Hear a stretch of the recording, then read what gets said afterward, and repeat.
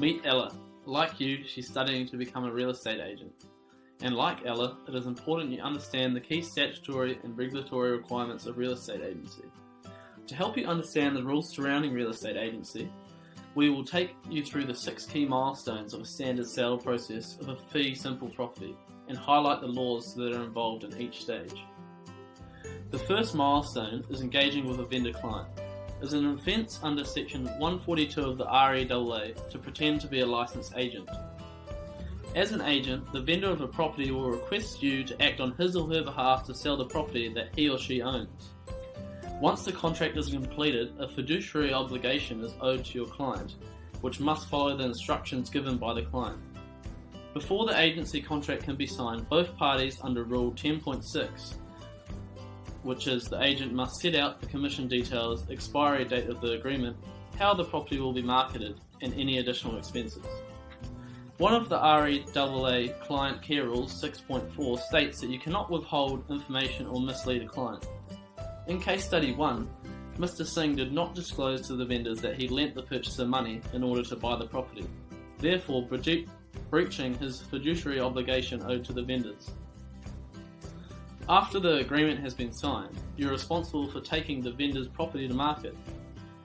Rule 5.1 requires agents to exercise skill, care and competence when carrying out agency work. This stage of the process is governed by Rule 9 of the Code of Conduct, which requires you to obtain authority from the client before you put the property onto market. Rule 10 requires the agent to give a proper appraisal of the property price and ensure it is advertised according to the instructions of the client. Under Section 72 and 73, potential purchasers and clients can make claims and charge fees against you. If you market a property that is not ready for sale or make any unwanted representation of the property.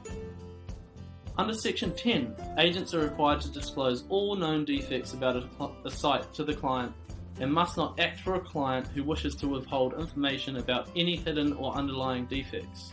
In this case, it is the agent's responsibility to withdraw from agency agreement and no longer act on the client's behalf. The third milestone is receiving offers from potential purchasers. It is important to note the offer process may vary according to the method of sale chosen. When an agent receives offers from potential purchasers, the agent is working for the vendor and must act in their best interests over the purchasers. Under Rule 9.3, the agent is expected to communicate regularly with the vendor and potential purchasers. Under Rules 10.11 and 10.12, due to the agent's fiduciary obligations, they must present all offers to the client and must hold a copy of all written offers submitted for a period of 12 months. Additionally, under Section 145 and 151, when presenting offers, all conflicts of interest must be disclosed to the client.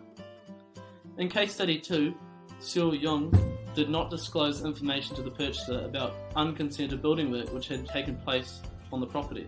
This was deemed to be unsatisfactory conduct. The next step is for the vendor to enter into an agreement for a sale and purchases with a selected purchaser.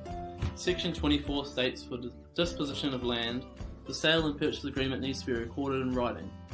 Once the agreement has been established with a selected purchaser, it must be disclosed to all linked parties. This disclosure must be made before providing any contractual documents relating to the transaction. Conflicts of interest must be disclosed too. Throughout this process, under Rule 6.2, the agent must act fairly and honestly with the vendor and purchaser when forming the sale and purchase agreement. Following this is a payment of the deposit, which must be made to the vendor. Deposits are governed by Section 122 and 123 of the REAA. The deposit amount is included in the contract and is generally 10% of the value of the purchase price. The deposit must be paid by the purchaser to either the vendor or the vendor's agent upon the agreement being signed and communicated by both parties as per the contract.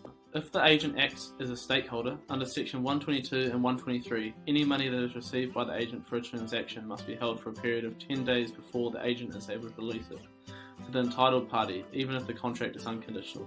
The last step is the settlement for sale of property. Before the settlement date, the agents must conduct a pre-settlement inspection with the purchaser.